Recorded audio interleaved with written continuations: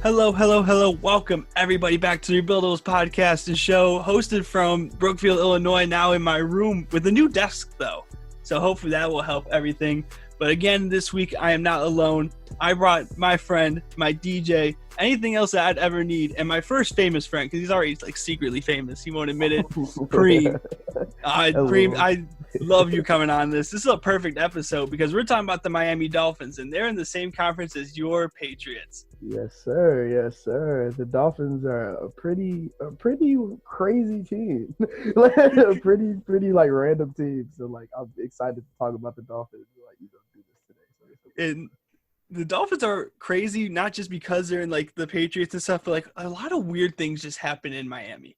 Yeah, I was literally just thinking that anytime somebody says Miami, I just think of so much stuff. And it's so funny because we were just talking about Miami a couple of days ago, and I was just saying it's just the culture and the history and stuff down there with sports is really, really crazy, and it's just all in the social life and stuff like that. So everybody knows about Miami teams and stuff like that.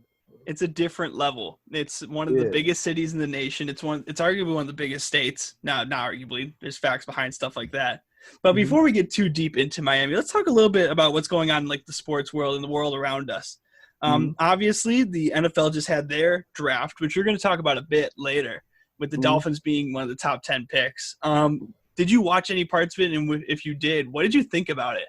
I didn't get to watch the draft because I didn't watch college football this past season like that. I'm usually watching college football, but I don't know. I didn't really tune in.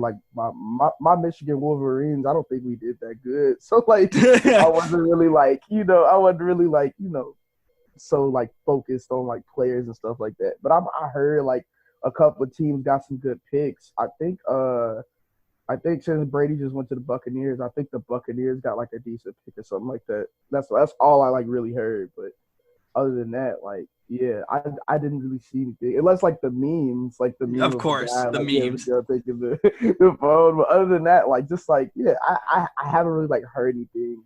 I know what's his name? Joe Burrow. I think that's what his name. Yeah, Cincinnati. The Bengals, right? Yeah. Okay, yeah. So that's the only thing I really know because he won the national championship. So that's really it. But other than that, I don't know nothing about the draft right now. Yeah, I watched bits and parts of it. It's a long segment, obviously, but it was just good to have something sporting happening, just having a bunch of tweets about the NFL draft and the memes, of course. But it was just a good moment. It was outside of the WNBA. It's been the other draft that's gone on. So it was good to have some sense of reality. And I think both those drafts killed the going online, because that's something you'll never replace this. When we look back at the 2020 and we look back at just as sports fans, we're going to go, yeah, the NFL drafted through the internet, and so did the WNBA and maybe even the NBA. You can never replace draft night. That's crazy if the NBA draft is through the internet. It most likely it might be, but just thinking about it, how big the NBA is crazy. That's gonna be really. Yeah, but think about football. Football's the number one sport in America, and they went online. True. So there's just but the fact that I think they did a great job on it, and it was a good draft. I know you weren't as up on it, but there was a lot of great players that went to a lot of different spots. It was a really deep draft. A lot of teams did pretty well for themselves, so it's gonna be really interesting to see how the season unfolds. If we have a season, when it might start. Those are all question marks, obviously, but the draft itself went pretty well. And there's a lot that we're going to dive into, especially in the last part of the show where we talk about the Dolphins being in the draft. They're in the top 10 for a reason. It's because they stink. Duh. But on NFL news, I'm going to hurt you. I need to hurt you. Some of the other news that we have to catch up on is the Tampa Bay Buccaneers are just making the moves, signing Gronk. Look. I'm not gonna lie, because I was really, really occupied at that time, but I had took a nap and I woke up, and who told me that the trade happened? I think Travis told me the trade happened. And at first, when Brady went over there, we was we gonna still support Brady, but still be with the Patriots. But it's looking like I got a new team. I ain't gonna lie. Cause like I love Gronk, I really really love Gronk. G, like he's an amazing he's like the person, he's like the fun guy. You feel me? He And is. like and like his position is so powerful. Being a tight end, it's like you're big and like you can like he could run a wide receiver or he could like play the line and stuff like that. Like he's just a very very versatile. To me, he's a very very versatile player, and like he's just a really really fun guy. So like to see him back in the league, coming out of retirement. And like also another thing people didn't like realize, like he signed to the WWE. So it's like it's like a lot of stuff going on with him right now. But I'm just happy like he's back in the league. I'm not really like, I didn't know that what was I gonna say? I didn't know that he was still signed to the Patriots in retirement. Like that confused me. I was like, okay, he came back and then got traded. I'm like that's the only part that really confused me. But other than that, like I'm happy for them. Like I'm a really go for the I'm gonna probably go for the Buccaneers. I got the Buccaneers this year. I ain't gonna lie. Like Patriots, we got some rebuilding to do. Like we got a lot of stuff to do. If Edelman leaves, then like it's really, really like the end of the world. But right now, I'm just stuck with two teams right now. But yeah, I'm really excited about this Gronk trade. I want to see him in there red. See what he do out there. Yeah. What was crazy about it, and it made me raise the question, is that if Gronk retired and he knew he was only going to come back to play with Tom, because that was one of the things he stated. He said, Tom Brady's to be my quarterback. What does that make for like Bill Belichick as a coach, right? To see him leave, and then once Brady leaves, he's like, I'm going. I'm full sending. Doesn't that has to speak volumes to something? It could be a little bit of Gronk because Gronk is that fun guy, and Bill Belichick is the exact opposite. But I wonder if that kind of shows the weird player relations that he has, like Belichick has with his guys. I think Belichick is like, it's either two things. And like I'm kind of like I've always been skeptical of like Belichick's like not like position and like his players' lives. You feel like he's the coach, but like the connection you have with him. Because it's like when the Patriots were all together, you got the big three. You got the Father, Son, Holy Spirit. You got Robert Kraft. You got you got Bill Belichick. And you got Tom Brady. You feel me? That's the Holy Trinity. So it's like you don't know how like their process is. You feel like and I've always been kind of like shaky with that. So like I kind of feel like he's like, oh my God, like that did not just happen. Like you feel me? Like not only did I lose Tom, but like which Tom probably prepared him. I don't think Gronk really prepared them like Brady did. You feel me? Because like Brady was still like, he gave him a couple of months, had some meetings with Kraft and all that, but like same time, like for Gronk to just come back and like get traded, like it's like really really crazy. And like, I mean, they've made history together, so it's like I know he's not like super mad. You feel me? All you can do is like really cherish the moments that you have like with those players. But like I feel like he just moved too fast. Like that, like he did that with a blink of an eye. Like you can't really like you can't even piece it up like really like when it happened. So like yeah, I feel like he left Belichick in the dust. But Belichick's a magical coach, G. I think he could do anything he wants. I think honestly he could really change that team and probably make them not better than the Patriots, but like better than the old Patriots, but like he can make them a decent team. You know what I mean? Because he really could. And that's one of the beauties and something we're going to really talk about when it comes to Miami. It's just like they're stuck in the Patriots division. But before we get into that, there's one more thing we have to talk about before we transition into the last dance. We're now just finished part 4. And as two people from Chicago in the area, it's been crazy to watch. Absolutely insane. The Rodman episode was awesome, and stuff like that. And 5 and 6 are supposedly in episode 5, Kobe's coming in to talk. Are you even ready for that? No, because I didn't even know what level episode 2 and 3 was gonna go to. Like I don't know if I'm really prepared to like really see Kobe like talk about like Mike yet, because like that's just a whole nother conversation. You feel me? From from his inspiration, from moves to like just how like their connection was, like that's just a whole different like world. Like to talk, it's a whole different conversation. So it's like I like and like just even thinking about Kobe is just like really like heavy. But like I feel like this episode is gonna be really good. I feel like it's gonna like be as great as the previous ones. And also I just feel like Kobe is gonna really like give Mike what props is due, because like not only like how people do the LeBron Kobe Mike like battle stuff like that. I feel like this will make it more clear for everybody. Yeah. Like what Mike meant to Kobe, what what Mike did for Kobe and stuff like that. You feel me? So yeah, I just feel like it'll give us a clear look on their relationship, and I feel like it just keep paying homage to Mike and Kobe. So yeah, it's gonna be crazy to watch, because I remember when they dropped like the documentary trailer last year. You saw Kobe in it, you're like, of course. Now it's a whole different meaning to sit here and to watch that episode, because this was made like 2019-ish, but waited to be released, so no one could have known the tragedy was above us. It's just insane to now look at, like, we're gonna look at that scene totally different than we ever would have when this thing was first finished.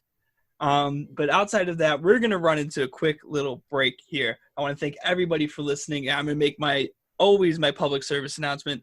If you are not taking the virus that has taken us the world abroad and done everything to change the world we know it, like me having to do a Zoom call with all my guests now instead of having them in the studio, please take COVID-19 seriously. And if you have any concerns, please meet with your hospitals, your local doctors. If we practice the social distancing guidelines and other rules that governors and state leaders have made, we can only hope that we can get back to some type of normal life. And for somebody who I know lives off of being in parties and other stuff like that, I'm not speaking alone here. So please, if there's anything, please let's do whatever we can to take this seriously. This is bigger than all of us, bigger than the world of sports, bigger than the world of entertainment. It's bigger than all of us, and it requires all of us. But that being said, let's bring it back. When we come back, we will be talking about a team that never made sense in a city that never makes sense, the Miami Dolphins. Now with Tua Tagovailoa as one of their quarterbacks, how did we get to tank for Tua in 2020? How did we get Fitz magic out of nowhere? How did an 0-17 actually have a real impact in the playoffs without them even knowing at one point? All of this and more when we come back to the Rebuildables Podcast and Show. My name's Gerald Hopkins. I'm here at Preme. We're more than excited to talk about this. We will be right back.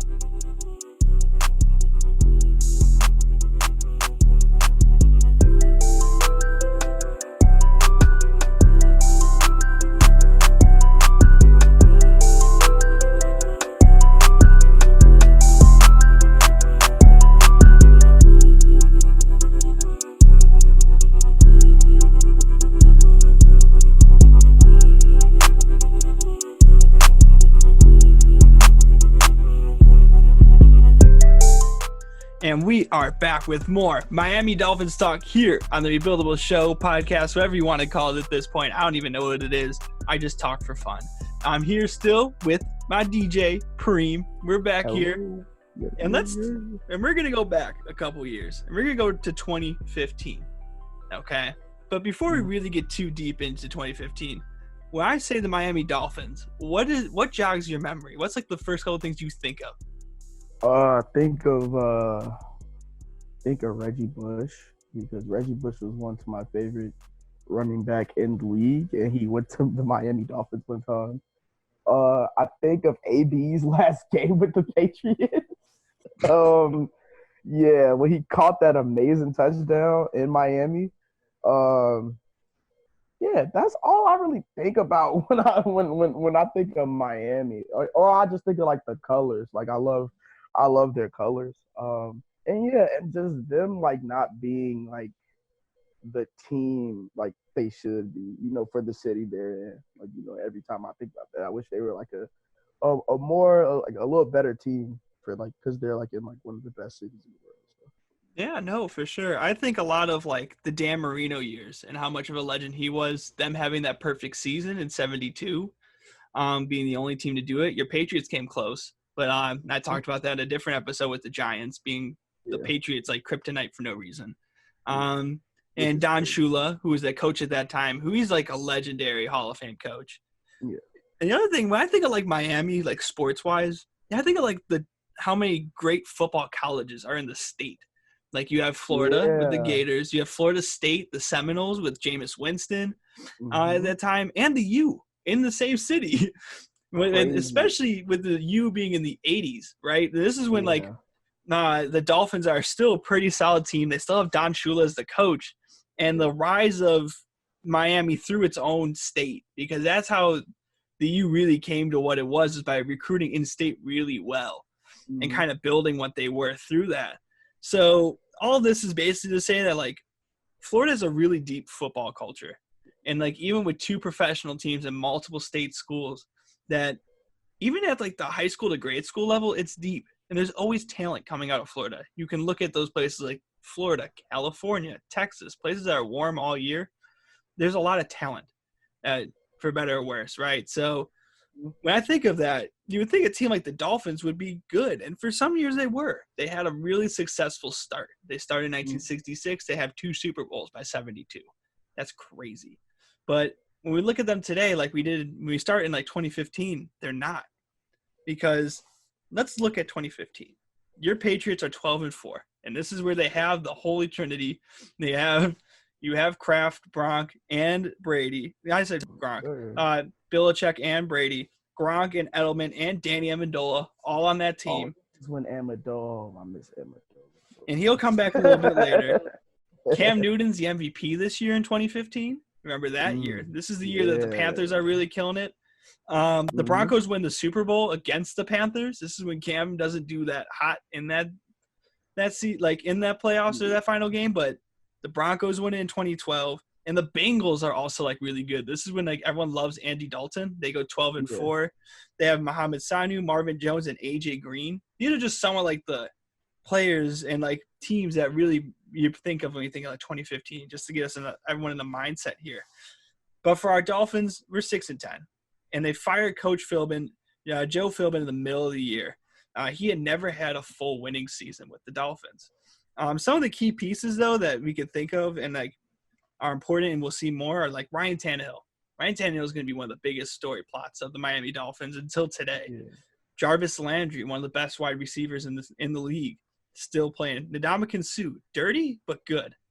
Rashad Jones, Brent Grimes, and Mike Pouncey. This team has some talent in 2015. And being at 6-10 in a really good division, especially just when like the Jets are doing real well too. This is a team with talent, and they're in a tough spot. But they never had it together. And there always seems to be like some problems with like the culture within the Dolphins organization. Because this is just a year after Richie Incognito is finally let go from the team and the whole Incognito scandal, which is like him bullying one of the former players. I don't remember which one it was off the top of my head, and all the issues that he had with there. And it kind of spoke volumes to what Miami was at that time. It was a place where you had guys who could play, but they couldn't figure it out. And then they were also behind one of the biggest, if not the biggest, dynasty that the NFL has ever seen. After all that, what do you kind of remember about 2015 between the Patriots and even just like if any encounters between the Dolphins and the Patriots? I don't remember that much. I know he was probably like dogging them though, but I don't really like. I remember that year, but like just like the Dolphins were like really a shadow team. Like it's like you don't really see them unless it's like controversy in the news or like one of the players is like like doing something crazy like the Richie Incognito story and stuff like that. So like it was really like a shadow team. The only time you would really see them is like, oh, if like the Patriots are playing in Miami or like or like even when like another team is like playing against the Dolphins, like you're not like going for the Dolphins really. It's just like they're just playing against the team. You like watching the other team, like you feel me? So it's like I don't really remember a lot from that year, but like I remember Tannehill definitely. around that time. Like that's the only person I really knew from Miami up to that time. But then like after that, like is he still a part of like no, he's not a part of the He's part of the Dolphins. Titans now, and we'll get to more of that. Yeah. Oh, that's Yeah, right. you're connecting pieces, and these pieces are gonna all make sense in a bit. Like it's gonna make sense. And what it's looking like is like I guess like a lot of these players, like you said, they have a lot of talent. They just couldn't get it together. But like maybe that wasn't like the environment for them, or like maybe that wasn't just like the team for them sometimes. And that's what it seemed to be a bit, was the fact that like Philbin was like 7-9, 8-8. It never cracked a winning threshold at that time. He was with the team for about 3 years. And again, they do have people in their spots, but there also wasn't a lot of like crafting around this team either. Like if you look at a lot of successful teams in the NFL, like their parts make sense together. They're not just good, but they make sense. And like their defense made some type of sense, but on the offensive side, you have one receiver, like you have your quarterback and one good receiver and nobody else. They didn't build a line. They didn't build a lot of spots to make the team better fit. Like he just kind of had odd parts. And this is why this team is so weird, because in 2016, under new coach Adam Gase, the team goes 10-6. They flip-flop completely, instead of being 6-10 and out, and they're even in the playoffs. They're in the wild card this year. Gase was the offensive coordinator for the Bears the year before. He had a 1-year stint. This is when we have Jay Cutler, by the way, and then he was also the offensive coordinator for the Broncos. But when he comes in there, they have a bunch of injury problems, but still do real good. Mike Pouncey, the guy we mentioned earlier, after 5 games gets hurt with a hip injury, and his team still battles on, but he's out for the season. Next game, the defensive back Rashad Jones also goes down with a shoulder injury. But in return, some guys break out, like Jay Ajayi, who has a breakout season to the point where he's selected to the Pro Bowl. Jarvis Landry plays really well and keeps his momentum going. New draftee, but also college controversy, Laramie Tunsil has a great season. And then even on the defensive end, Ndamukong Suh and Cameron Wake have a great season. They're both Pro Bowlers. And this team had some major momentum going in. And then, again, in a close win against the Cardinals, Ryan Tannehill goes down with a torn ACL. This leaves QB Matt Moore to take over. He goes 2-1 in that time frame, but loses to the Steelers in the wild card game. With all the good things that happened, the bad hurts more. But do you remember that Tannehill injury at all? I think I do. But now what you did just say, what I remember was that wild card game they lost. I remember that. Definitely remember that game. I was even surprised that like I said, like Miami is one of those teams that I never really like paid attention to. So it was like I was surprised that they were like in the that they even got to the wild card, So I was just like, okay, let's see how this goes. But like Pittsburgh, Pittsburgh is going to be Pittsburgh. Yeah. This is still like AB and still Big Ben is like a decent time. So and Le'Veon Bell. This is when they still have that core together. Yeah. No, I remember this year too because of Matt Moore played really well. He went I think it was 2-3, but he plays real well at the time, which makes this super important. All of this to say that in this 2016 season, there's a lot of good, right? And there's a lot of good things that happen and there's success. But in return, it's like a fool's gold because, the things clicked, but now your starting quarterback, ACL injury, Pouncey gets hurt. And you have these guys who now have a good amount of success, but you have to build on it. And you're building on it in a division that has the best team. Almost, I don't want to say just the best team to be. I sound like a Pats bandwagoner, but a team that's always going to be there. The Patriots are just always in the playoffs. They're always being annoying, and it speaks volumes because they're in the wild card. They're not in the first round bye. It's just stuff like that. And when I say all this is because, right, in weird fashion, the Dolphins in 2017 go 6-10 again. So you go 6-10, 10-6, 6-10. But before the season starts, Tannehill hurts himself again, and he tears his ACL in practice before the season starts. This brings in new signee Jay Cutler to be the starting quarterback in 2017. I remember this. Breakout running back Jay Ajayi is also traded in the middle of the season to the Eagles. The Eagles go on to win the Super Bowl that year. So in 2017, you now see Tannehill gone, the star running back who is getting traded. And this is a really interesting trade because Adam, a lot of reports from inside the team say that he was bad for the culture, and Adam Gase was calling him out for being like that type of player.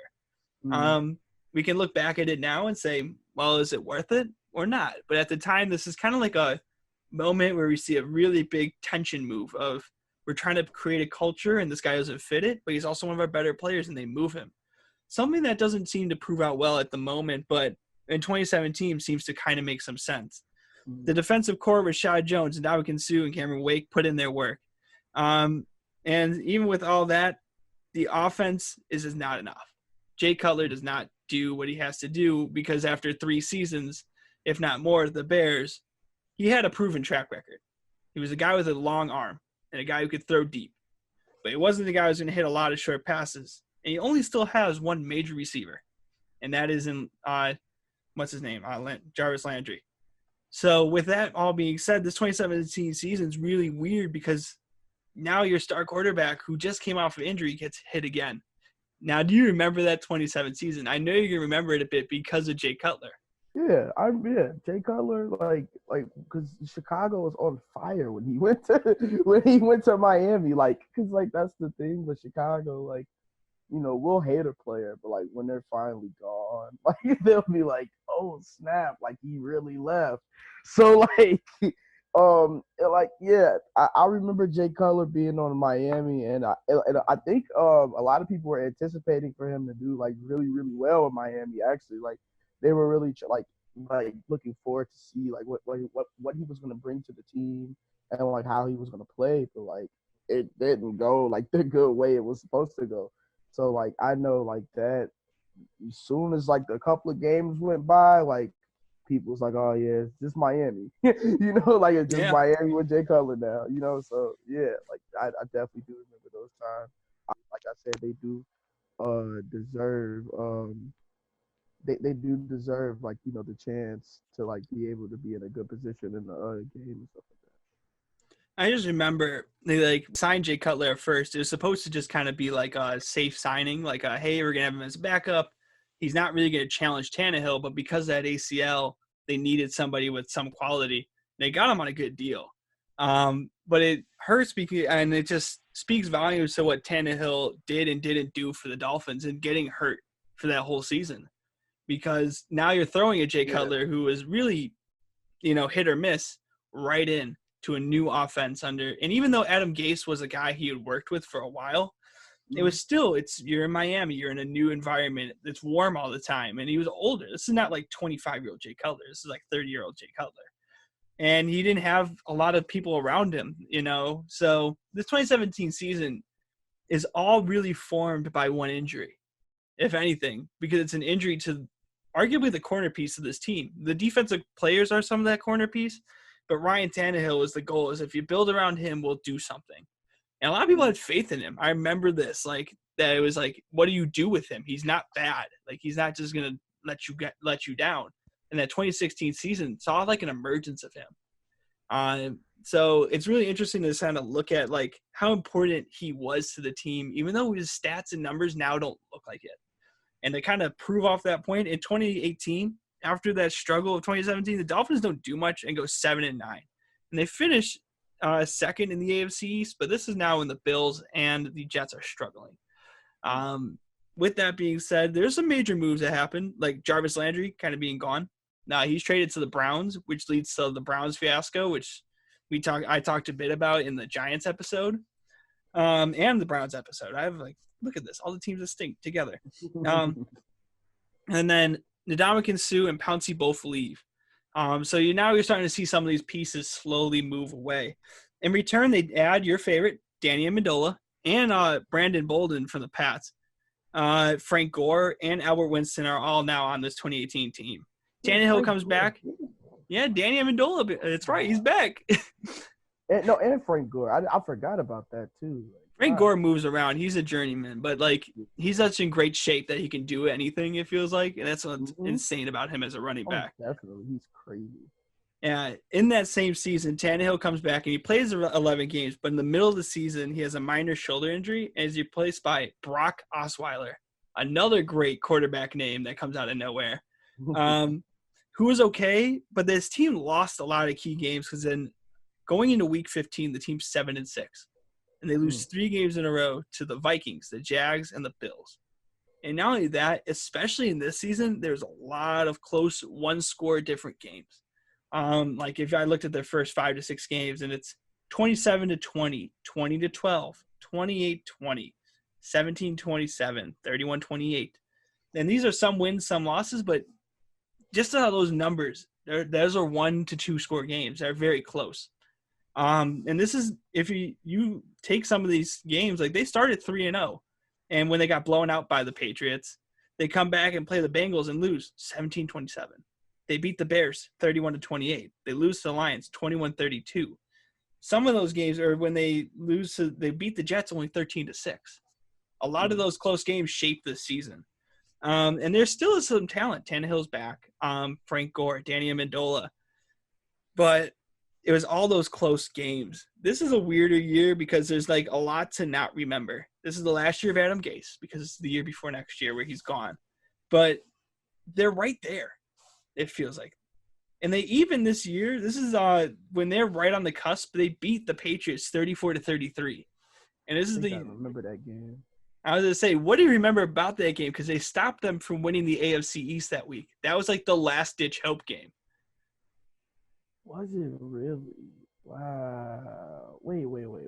That I think I know what game you're talking about, but I can't like think specific like events in the game. Oh my god! I think I remember that game. That was crazy because I think like I had like a party for that game or something like that, and like somebody told me like, "Yo, like Miami just like won by like a point," and I'm like, "Huh? Like what happened?" So like I don't remember like the highlights and stuff like that, but I definitely remember that game happening, and I definitely remember that score because wow, yeah, they did get lucky that day.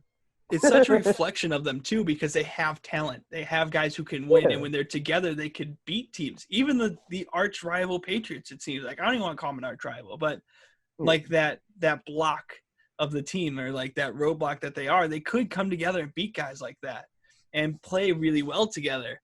But between these injuries and what seemed to always be like a weird culture struggle, we end up here in 2019. Where the Dolphins are 5-11 under new coach Brian Flores. And the team last year was blown up. That 2018 team is gone. Laramie Tunsil, Keon Drake, who's the new running back, Ryan Tannehill, all traded. In return, they pick up Ryan Fitzpatrick and Josh Rosen.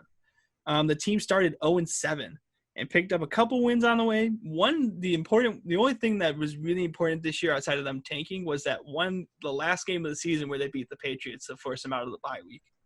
Or the bye week of the playoffs. But this was a true tanking team, and many of these older pieces were now being favored for draft picks. But all this to say, what were some of the major factors that really hurt the Dolphins? I think that it was the fact that they're in the AFC East. The AFC East was up and down with talent between the Jets and always the Patriots. The Patriots are always the roadblock that if the Dolphins wanted to be super successful, they had to go through. And it was hard to do because not a lot of teams could do it. They also just the AFC itself. Teams like the Ravens, the Steelers, the Chiefs, the Broncos, all in one major division. A lot of the problem. Pittsburgh is a problem. Like a lot of those teams in that division are like we're giving them problems. And it was like not only because like they had good teams too, but like a lot of those teams like kind of like identified with Miami like. Good talent, but just couldn't get it together. But it's just like sometimes those other teams got it together more sooner than Miami did. You feel me? So, like, in like more of those teams were like more of like like top 5, like top 6, like type teams. You feel me? Yeah, no, for sure. And when you think about it, a lot of those teams had a lot of great quarterbacks. You're thinking Brady, Ben Roethlisberger, Peyton Manning when he was at the Broncos. A lot of these guys have like that, at least one part of that was super steady compared to Tannehill, who's not, I'm going to say a really bad quarterback, but was hurt in and out and sometimes inconsistent. Something also I heard were chemistry issues, whether it's Incognito all the way in 2014 that set a weird culture standard to Gase calling out players like Ajay. Without a true culture of winning or like a certain amount of respect, it felt like it caused a lot of weird problems because you never knew what was going down in Miami. And with Gase not even being a horrible head coach at times, he could be a good coach. You never felt confident in what they were building. And that could come down to just the chemistry. And not only that, the injuries, which really leads to Tannehill. Tannehill was supposed to be a cornerstone, and he showed it. That 2016 season was kind of fool's gold because they played really well. They had pieces there. But in that season, Tannehill, Pouncey, Jones all go down. 2017, Tannehill's out again. When you have those guys that are so important to your roster going down consistently, it can change the course so dramatically. It's like watching the Blazers with Brandon Roy and Greg Oden. Yes, definitely. Like just the ability for 2 injuries or 1 injury at a time just to completely change the course of a team. And all these combined lead to what Miami is now. They're a team that's last in their division, one of the lower teams in the AFC East, and a top 10 team in the draft. What do you think outside, if there's anything else that really contributed to Miami really kind of being in this stagnant spot? What could contribute? I don't know. Maybe like, I probably think like maybe like even probably better picks for them, like better like trade picks or something like that. Or like just like, really, really going out and looking for more help. Like, like I don't know what it would take for them to get the help because I'm not like, being in the position on the team is way different from being on the outside. But from the outside looking in, I could say like, oh, they have like these key pieces, but it has to be probably like one more piece that like locks them in, like sometimes you just have like,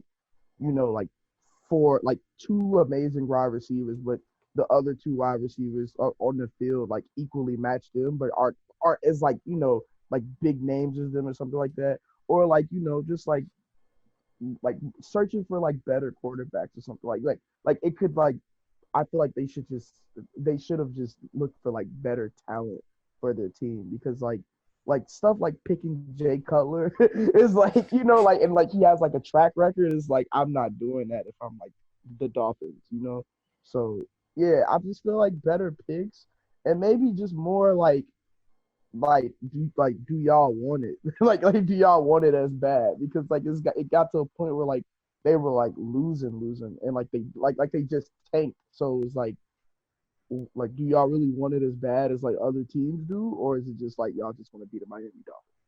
Yeah, so and that's like somebody needs to like have like the like a talk or like a just like a team regroup. Like let's regroup. Let's really make a plan to see how we can like effectively take down the AFC East. Like yeah. So it's like I think one of the things that really hurt was just the fact that like it's when do you blow it up and how do you blow it up? Because one thing I think we've watched like The Last Dance is we see the Bulls really didn't need to blow it up if they had to, right? And there was a lot of talk about Jerry Krause always trying to blow it up. And now we look back at it, we're like, oh my God, he did that. But what if we, 1 or 2 injuries aside, maybe you don't blow up this roster? And they had on the other end of the stick. They had a team that got hurt more times than one, had talent there that, could challenge and be at spots, but then got hurt or had issues. So I feel like it's really hard to talk about Miami because it's like they were right there. Then even if they weren't the AFC East's best team at that time, they could have been a playoff team, it felt like, for 3 years. And they were right on that spot. And do you blow it up early? Do you let Tannehill walk after the first ACL injury? Do you, and it's like now you can look back, hindsight's 2020, and you sit here, but look at this year. Tannehill played really well with the Titans in a new situation, in a new spot. Was it him?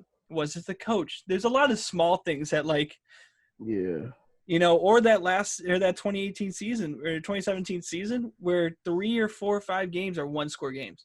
Or they go differently. It's maybe instead of being 7-9, they're 9-7. So it's hard for me when you're looking at the Dolphins to just go, they need one more piece. It's more like how quickly it changed because one piece goes down. And also just how, I think you made a great point, like how frugal they were. As in, yeah, you may not need stars, but like Jay Cutler, you don't need Jay Cutler. Maybe you go with a younger, unproven guy as your backup, or you let Matt Moore keep his job. Matt Moore is still on that team at this time, and even though he wasn't great, they never let him really be a backup. And when Tannehill goes hurt, it gets down, and they go with Jay Cutler, it's really quick. It's like they don't even let him get his shot to prove himself. Exactly. So there's always a lot of small things, and you gotta let them cook for them to be able to at least prove themselves, to see if they can make a team even better. Because who knows, if they would have let Moore keep his job, you never know what would have happened.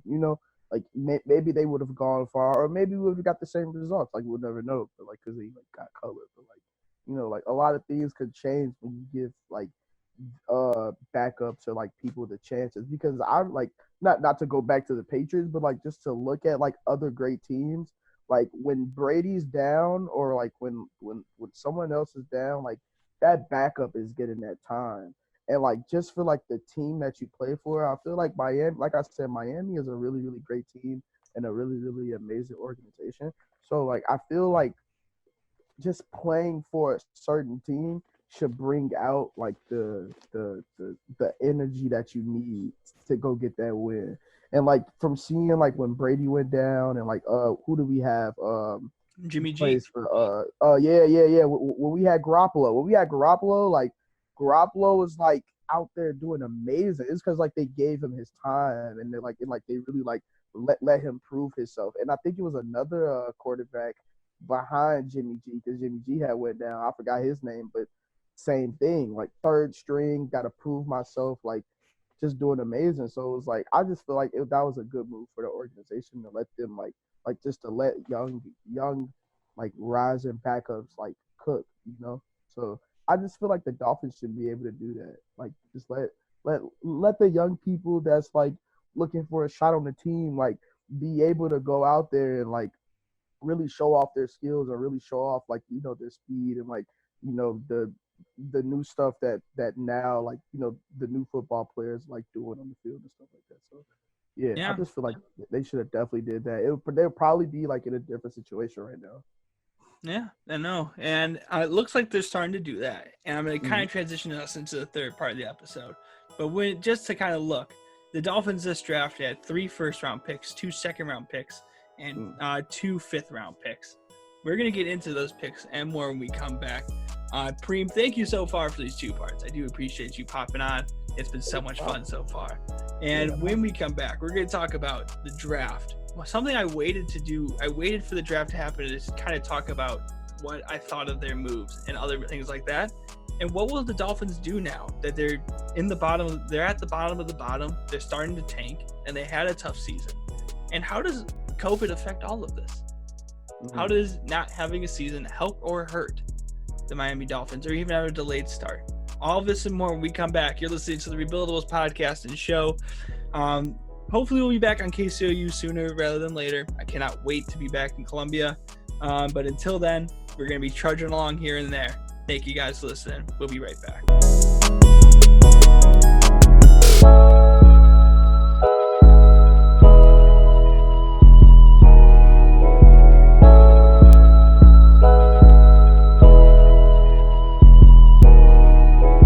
We are back for the final part of the Rebuildables podcast and show, hosted by Gerald Hopkins, here in my bedroom on a new desk, because that's the most important thing I've done in quarantine outside of my homework. I'm still here with my DJ, Preme. Hello, everybody. Still here. Yeah, he's been stuck with me for 3 parts of the episode, and he's going to get a good plug at the end, I promise. I'll tell you where to follow him and more. But before we give him his free plug, let's talk a little bit about 2020 and what we need to look at. I waited to do the Miami Dolphins episode until after the draft, because I could have been the guy who been like, draft Tula, and made some my draft statements, but I'm not Mel Kiper Jr. I'm not Todd McShay. And with all I do know about football, I don't know. And I didn't want to be sitting back and just making predictions of the draft. I wanted to see where Miami was going to put themselves in the direction and see if the moves they made are a signal of progress. And their 5th pick was one that I wanted personally, and I'm going to be excited to see. It was Tua Tagovailoa from Alabama. He was a quarterback with a hip injury, really good at Alabama, but this injury has put him in a really weird spot because of that. They also took a tackle in Austin Jackson and also took a cornerback with their 3 first-round picks. The biggest thing I took away from their draft so far is that many people looked right at Tua, right, because he is a quarterback and he's another quarterback. Mm-hmm. But they built a lot in the trenches, which is always important, with 3 offensive tackles and 3 defensive tackles, something that really goes under the radar. The Dolphins are still going to tank this year. They're not going to become some magical team out of nowhere. But even after this good draft. But it's now about keeping the draft pieces around and moving players that still might have some value. One of those 2 guys may be either Josh Rosen or Ryan Fitzpatrick. As well as letting Tua take time and learn from his injuries. I truly do feel that there is a future in Miami. There's something building here. And with the changing landscape of the AFC East, with the Patriots now losing their quarterback and seeing what Bill Belichick may do, the Bills and Josh Allen having a really successful season, and the Jets now having their 2nd year of Adam Gase, they need to make sure that they don't make a quick move for 1 star to try to compete real fast. This is a team that has some talent in their spots. But if they go for a quick hit, a superstar to try to fix everything, it's not going to work. They don't have that yet. Outside of the draft, Preme, what is with everything that's going now on in your division in the AFC East? What do you kind of think what is the course of action you would like to see the Dolphins take outside of losing because you're a Patriots fan? I would like to see them really take their time, like you said. Like I really would like to see them take their time. Don't go too fast getting a superstar because, like, I feel like with the rebuilding process, like, you have to have time to think, especially during the coronavirus time. Like, I think it gives the organization time to really think where they should take the team and where they should take, just what level they should go to going into next season. And I feel like really, really like focus on not really losing bad, but like getting a few, like, getting a decent amount of wins, to show that, okay, like if we do aim for a star in the future, we can show that, hey, look, yeah, we kind of sucked in the past, but this past year we had a couple more improvements, and we got this new young quarterback. Let's say he does amazing. Let's say he does like pretty good. So if he does really good, they have like stuff, like they have facts to bring to the table. So they should just really, really be patient on like a lot of their moves and really stick with what they have right now and try to like build off that momentum. Yeah, I think I agree with that. What's going to be really interesting, I think the 2 things I'm really going to be watching for the Dolphins is Tula's still hurt. Like, he couldn't go to the combine. And that hip injury, he's recovering from it. But it's going to be interesting to see like when he recovers and how they integrate him into their system, because that's a new young team. And what do they do with Josh Rosen, a 23-year-old quarterback who hasn't been on the top of his game? But he's 23 years old. He has some character problems. There's been a lot of talks about him not getting along with other teammates and kind of being not caring enough for a superstar or even sometimes as a quarterback. But he's still young, and he's been on the Cardinals, the Dolphins, and like one other spot. Like, he's been a piece of bait almost. So with him not even having a chance to grow, Rosen becomes this like weird figure of someone who could be talented and could be very good, but he hasn't had a chance to like grow anywhere. Yeah. Like, what do you think they do with Josh Rosen, or what would you do with him even? That's a really hard question because like he's still pretty young. Like, he's 23, but he's been on a couple of teams. So it's like he half has experience and half doesn't have experience. Mm-hmm. You know, he's been around the NFL enough to know what's going on and how to carry yourself and stuff like that. But also let's say he's not getting like is he their mainstream quarterback right now? He was for a bit, then Ryan Fitzpatrick took back over. Yeah, Ryan Fitzpatrick. See, so now if since Ryan Fitzpatrick takes over, it's maybe that time of him being mainstream, being the mainstream quarterback wasn't enough for him, for him to prove himself. Maybe he wasn't ready. Maybe, it was just too much for him. You never know what people what players are going through in those positions. So I feel I don't know if they should keep him, but for right now, they should keep him. But in the future, if there's more problems with the team and stuff like that, I would trade him or release him, because that stuff is just problems are gonna come in the locker room and stuff like that, or just in the team in general. But if you're trying to rebuild and trying to make the team a better team, I don't think it should be any problems going on that team, because that's what distracts it from becoming a better team in the future.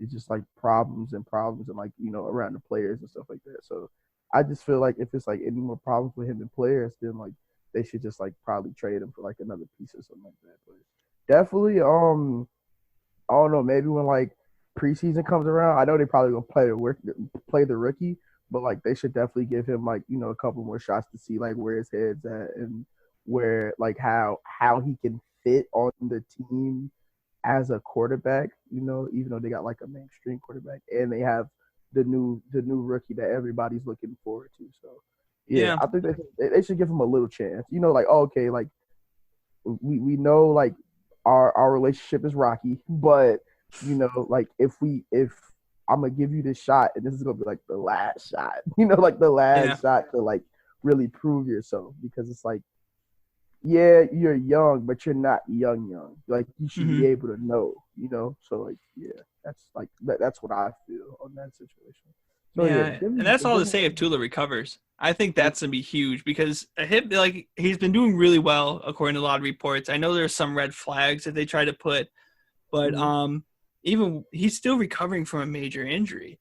So it's going to be super interesting. Do you think, okay, let's just put in the theory that Tula's not ready for the start of the season. Let's say he's either recovering 90% even. Do you even play Tula this season at all? No. Okay. That's kind of what I was feeling too. No, you save him, because that's just a risk. That's a risk as a team. And if you risk it one of your players, you want your players to be 100% whenever they come back. You don't want them to be 85. You don't want them to be 90%. You want them to be a full 100% with whatever injury they have or with whatever problems they have. So I wouldn't even touch him. I wouldn't even touch him. I let him take all the time. Get him the right people to work with. Put him in the gym, put him in the facility and stuff like that, make him work on himself. And when he's ready. And plus during that time too, he's a rookie. We haven't seen him play on an official NFL game yet.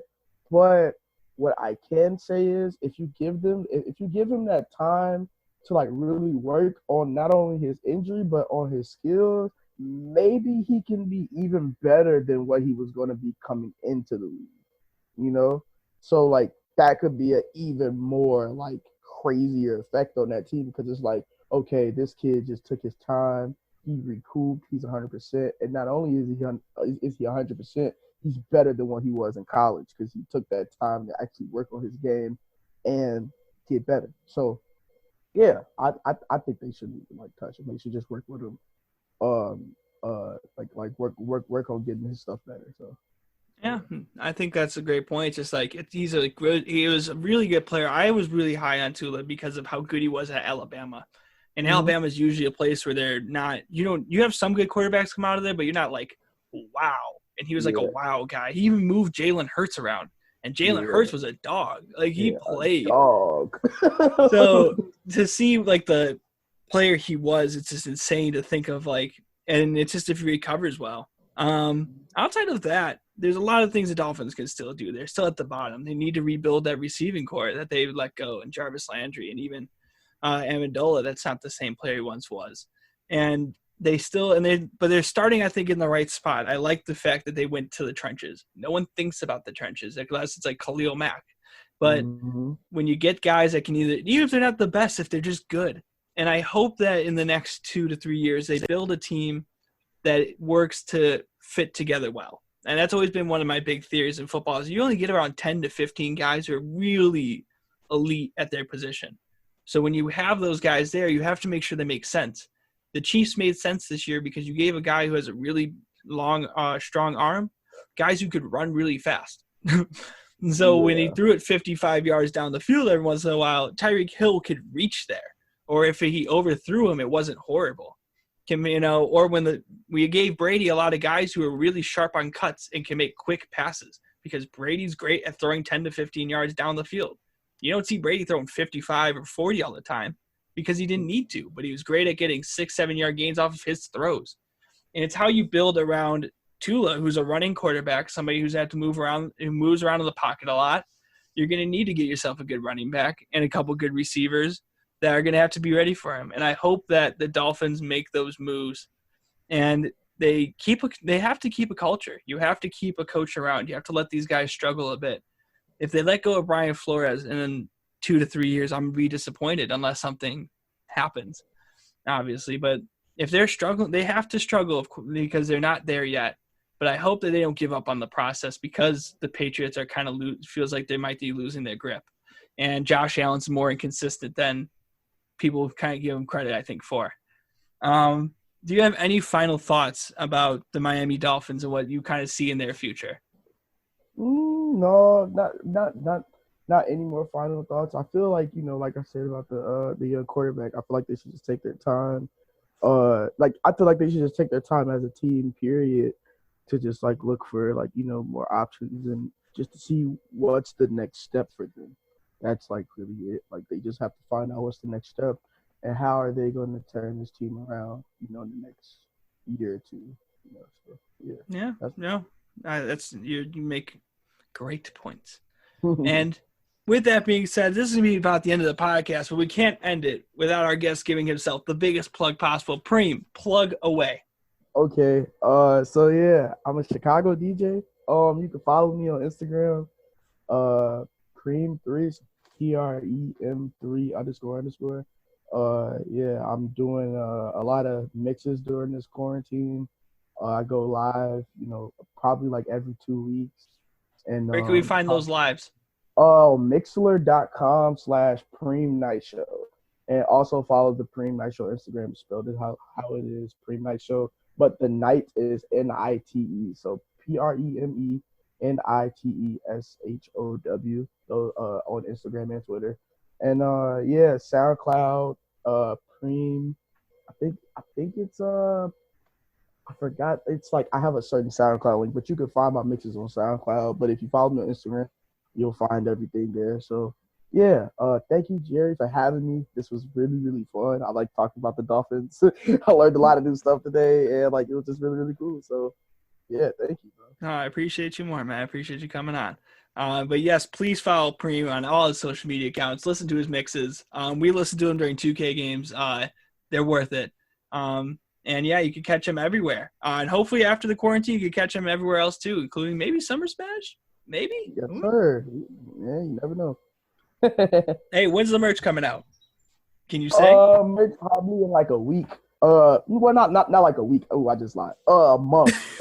a month and some change. Yeah, we're looking at a month right now. I'm working on a lot of designs and stuff. But yeah, we mostly focused on getting back outside and to start doing my own shows and concerts and parties and stuff like that.